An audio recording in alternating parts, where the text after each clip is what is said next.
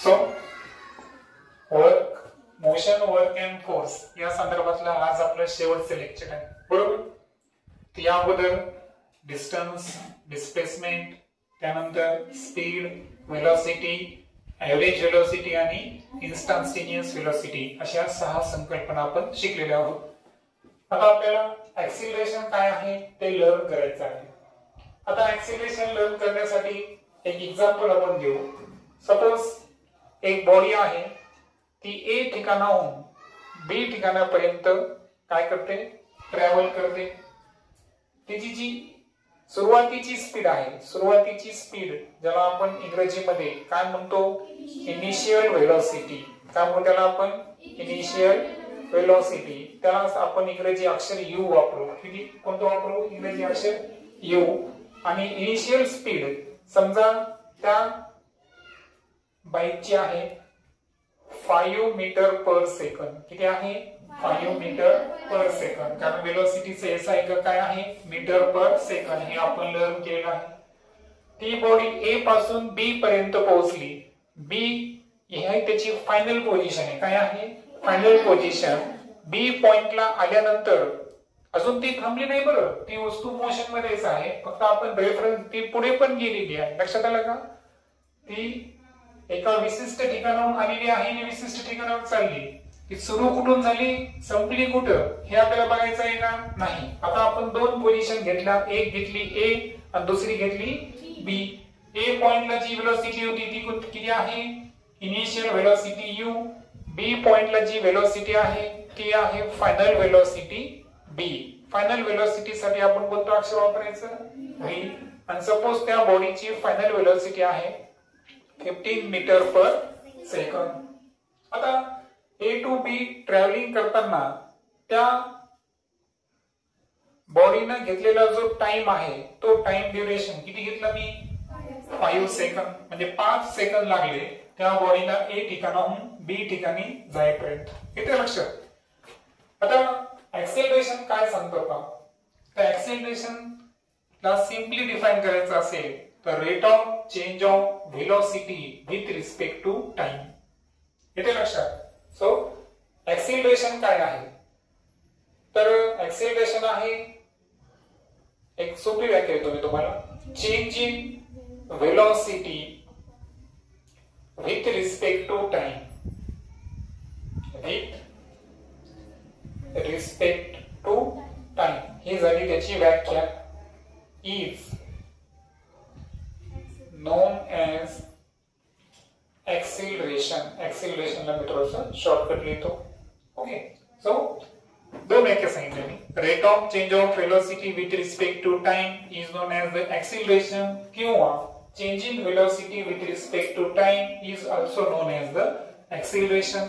मग acceleration formula तयार करायचा असेल तर तो acceleration फॉर्म्युला काय आहे, तर acceleration फॉर्म्युला आहे चेंज इन व्हेलॉसिटी. काय फॉर्म्युला असेल, change in velocity upon time. Okay. आता एक लक्षात घ्या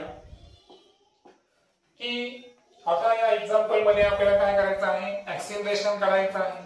आता व्हेलॉसिटी मध्ये चेंज झाला म्हणजे नेमकं काय झालं बरं, तर आपण 2 व्हेलॉसिटीचा विचार करणार, इनिशियल व्हेलॉसिटी आणि फायनल व्हेलॉसिटी. तर तो चेंज करताना आपल्याला काय करायचं आहे, फायनल व्हेलॉसिटी मधून इनिशियल व्हेलॉसिटी काय करायची आहे, वजा करायची आहे.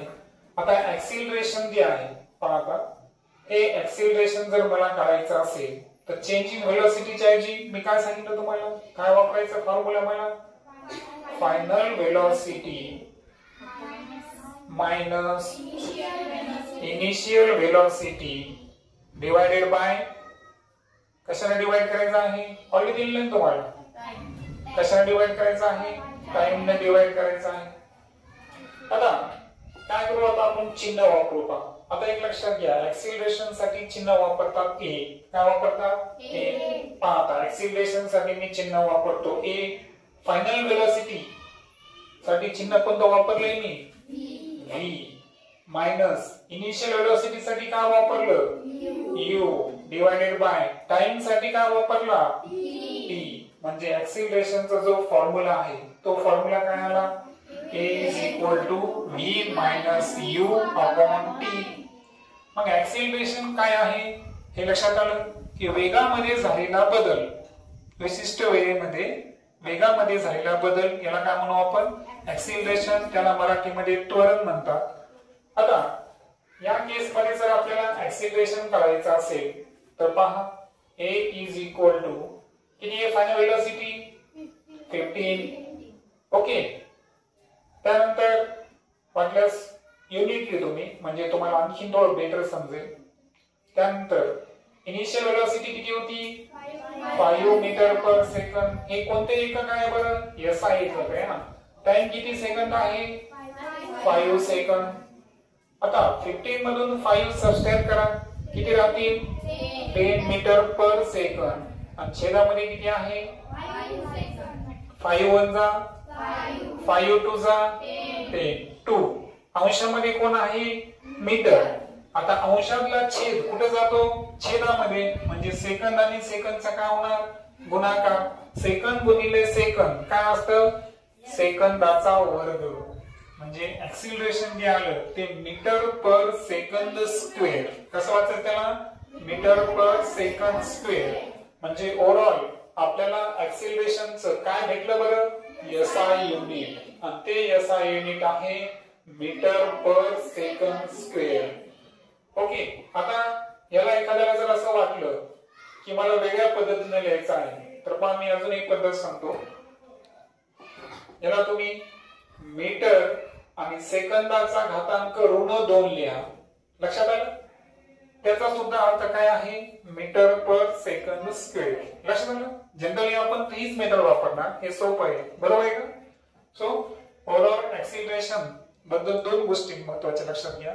ऍक्सिलरेशनचा फॉर्म्युला काय आहे सांगा change in velocity upon time. Short मध्ये लिहायचं असेल तर कसं लिहिणार a is equal to v minus u upon t. आणि त्याचं जे एसआय युनिट आहे ते काय आहे मीटर पर सेकंद स्क्वेअर. आणि आपण जे एक्झाम्पल घेतलं होतं त्यामध्ये ऍक्सिलरेशन किती आलं 2 मीटर पर सेकंद स्क्वेअर. त्यानंतर सेकंड कन्सेप्ट आहे आपली फोर्स आणि ऍक्सिलरेशन. आता फोर्स काय आहे तर पहा तुम्हाला माहित आहे की वर्क डन कोणतंही वर्क डन करायचं असेल हे वर्क डन केव्हा होतं जर एखाद्या वस्तूवर काय अप्लाय झालं असेल फोर्स अप्लाय झाला असेल बरोबर आहे का. आता तुम्हाला एक माहित असेल की न्यूटन्स जे आहे ना तर यांचे आपल्याला 3 लॉज लर्न करायचे आहेत. न्यूटन्स लॉ ऑफ मोशन काय म्हणायचं त्याला न्यूटन्स लॉ ऑफ मोशन. हे 3 आपल्याला लर्न करायचे आहेत बरोबर आहे का. आता या 3 मध्ये आपल्याला लर्न करत असताना मी तुम्हाला अगोदर एक फॉर्म्युला सांगतो पहा. जे फोर्स आहे ना त्याचा फॉर्म्युला आहे मास इनटू ऍक्सिलरेशन. काय आहे मास इनटू ऍक्सिलरेशन. जसं की आताचं एक्झाम्पल जर घेतलं आपण सपोज असं कन्सिडर करू की इथं मी काय सांगितलं एक ऑब्जेक्ट आहे बरोबर आहे का. सपोज या ऑब्जेक्टचं मास आहे 90 किलोग्रॅम. किती घेतलं मी 90 किलोग्रॅम. सपोज ती एक 2 व्हीलर आहे ना मोटरसायकल आहे आणि मोटरसायकलचं मास किती किलोग्रॅम घेतलं मी 90 किलोग्रॅम. आता ऍक्सिलरेशन किती निघलं बरं 2 मीटर पर सेकंद स्क्वेअर. आता मला सांगा यामध्ये आपल्याला काय करायचं आहे फोर्स काढायचा आहे. काय करायचं आहे फोर्स. आता फोर्स काढताना सांगा मास किती घेतलं मी 90 किलोग्रॅम. ओके. आणि ऍक्सिलरेशन जे आहे पुन्हा एकदा पहा किती होतं acceleration 2 metre per second square बरोबर आहे का. आणि यावरून आपल्याला त्या वस्तूवर किती बल लावल्या गेलं हे आपल्याला काय करायचं आहे फाइंड करायचं आहे. मग आता मला सांगा की 90 आणि 2 याचं मल्टिप्लिकेशन किती 180. एकक बघा कोणते आहेत kilogram metre per second square. पण आता हे जे kilogram metre per second square आहे ना तर हे फोर्सचं एसआय एकक नाही. यासाठी मी जे शास्त्रज्ञाचं नाव सांगितलं न्यूटन यावरून हे जे kilogram metre per second square आहे यासाठी एक सेपरेट अक्षर वापरायचं कॅपिटल एन. आणि एन आता आन्सर किती होतं आपलं 180. म्हणजे याचा अर्थ हे किती झालं, फोर्स किती झाला इथं 180 न्यूटन. किती झाला 180 न्यूटन. म्हणजे याचा अर्थ फोर्स काय लक्षात आलं तुम्हाला, काय फोर्स, मास इंटू ऍक्सिलरेशन. येते लक्षात. पहा मी तुम्हाला याबद्दल हे पण सांगितलं होतं की आपलं स्वतःचं जे वेट आहे, वजन, काय म्हणतो मी शब्द, वजन. पहा वजनाचा फॉर्म्युला काय माहितीये का तुम्हाला, काय आहे mg. काय आहे mg. सपोज एका विद्यार्थ्याचं मास आहे 50 किलोग्रॅम. किती आहे 50 किलोग्रॅम. आता g जे आहे त्याला म्हणायचं ऍक्सिलरेशन ड्यू टू ग्रॅव्हिटी. त्याची व्हॅल्यू असते पहा 9.8.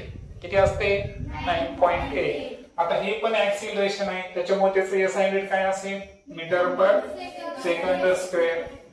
आता 50 ला 9.8 न मल्टिप्लाय करा, किती येईल 490. पण kilogram metre per second square याची गरज आहे का, नाही. त्याऐवजी काय शब्द वापरायचा आपल्याला n. म्हणजे याचा अर्थ ज्या विद्यार्थ्याचं मास 50 किलोग्रॅम आपण धरलं होतं, तर पृथ्वीवर त्याचं वजन म्हणजे वेट किती न्यूटन आहे 490 न्यूटन. लक्षात आलं फोर्सची कन्सेप्ट थोडीशी. आता आपण बोलूया न्यूटनच्या 3 लॉ संदर्भात. तुम्हाला सिलेबसला एकच लॉ आहे, पण आपण 3 लॉ संदर्भात डिस्कस करू. ठीक आहे.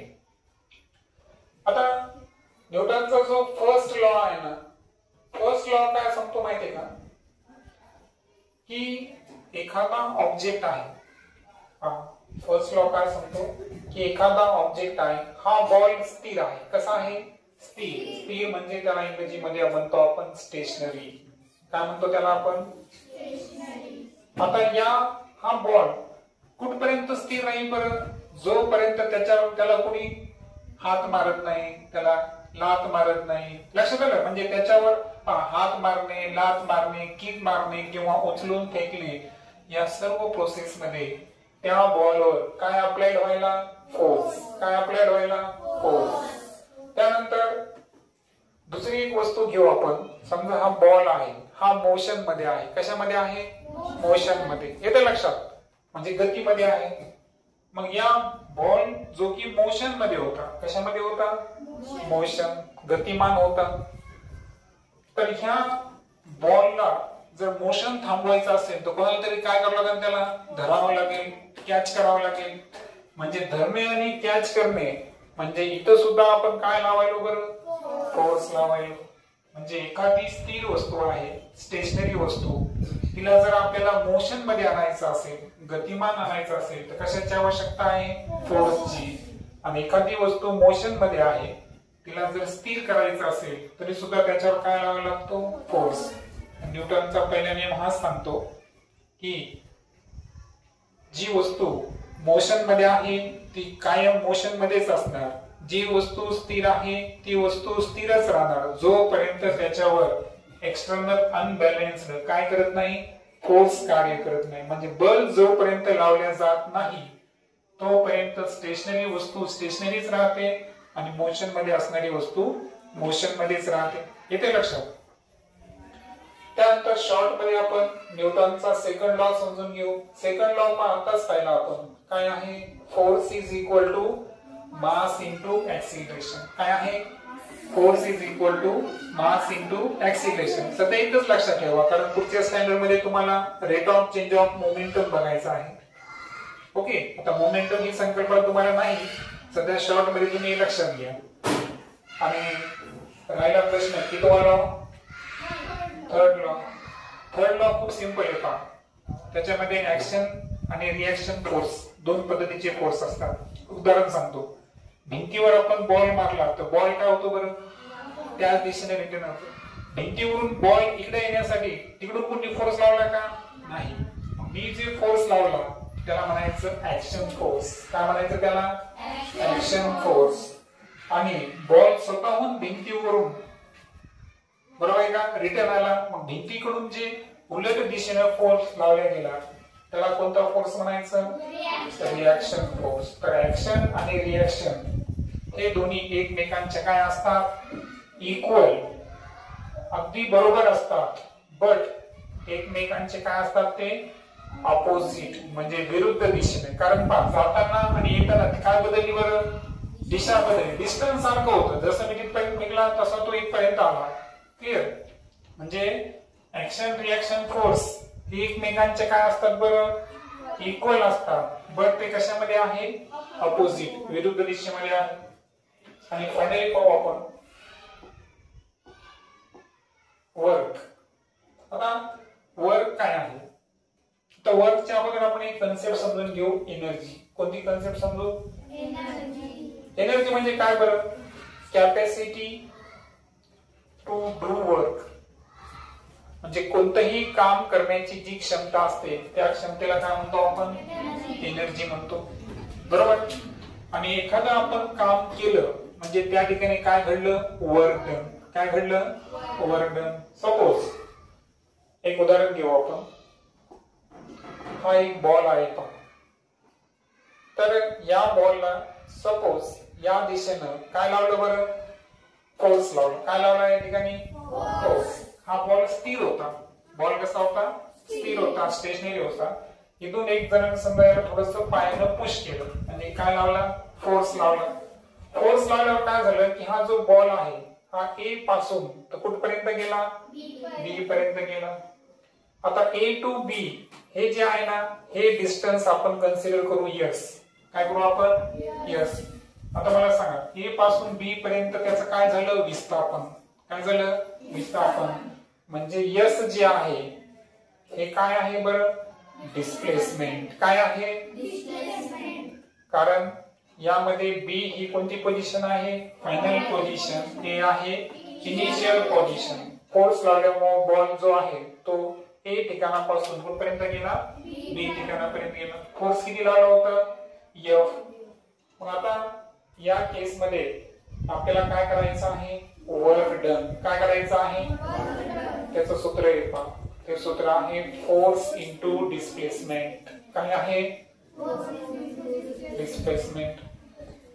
आता मला सांगा, वर्क डन साठी मी जर डब्ल्यू अक्षर वापरलं, फोर्स साठी काय वापरणार मी, एफ. आणि डिस्प्लेसमेंट साठी कोणतं अक्षर वापरायचं आहे, यस. म्हणजे W is equal to F into yes. हा वर्क डनचा काय आला, फॉर्म्युला. आता समजा आपण कन्सिडर केलं की ऑब्जेक्टवर जे फोर्स लावला गेला होता तो किती न्यूटन होता, 20 न्यूटन असं कन्सिडर करू. आणि ऑब्जेक्ट जो आहे त्याचं जे डिस्प्लेसमेंट झालं ते किती झालं, 5 मीटर. मग आता मला सांगा, फोर्स डब्ल्यू ची व्हॅल्यू काढायची आपल्याला. सांगा फोर्स किती होता, सांगा 20 न्यूटन. डिस्प्लेसमेंट किती आहे, 5 मीटर. मग 20 ला 5 ने मल्टिप्लाय करा, 100 न्यूटन.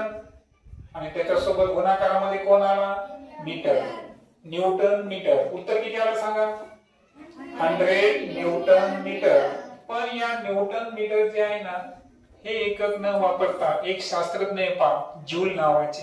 का नावाचे, जूल नावाचे. त्यांच्या आठवणीत या एककाला जूल हे नाव दिलेलं आहे. म्हणून हे उत्तर आपण 100 नॅनोमीटर असं न लिहिता किती लिहितो, 100 जूल लिहितो. आणि यावरून आपल्या लक्षात येईल की जे वर्क आहे या वर्कचं जे एसआय युनिट आहे ते एसआय युनिट काय सांगा, जे. जे म्हणजेच काय, जूल. येते लक्षात. कोणतं युनिट घेतलं आपण, एसआय युनिट. हा, जर तुम्ही सीजीएस घेतलं, काय घेतलं, पहा सीजीएस युनिट ऑफ वर्क हे जर घेतलं तुम्ही तर ते आहे पहा अर्ग. काय आहे, मग तुम्ही म्हणणार की अर्ग आणि जूल याच्यामध्ये काय फरक आहे. तर लक्षात घ्या, 1 जूल बरोबर 10⁻7 अर्ग. 1 जूल म्हणजे किती, 10⁻7 अर्ग. आता हे का आहे हे तुम्हाला 9वी ला शिकायचंय. सध्या फक्त लक्षात घ्या की वर्कचं एसआय युनिट काय आहे, जूल. सीजीएस युनिट काय आहे, अर्ग. आणि जूल म्हणजेच कोण, न्यूटन मीटर. आणि वर्कचा फॉर्म्युला काय आहे, फोर्स इंटू डिस्प्लेसमेंट. म्हणजे W is equal to F S. Okay.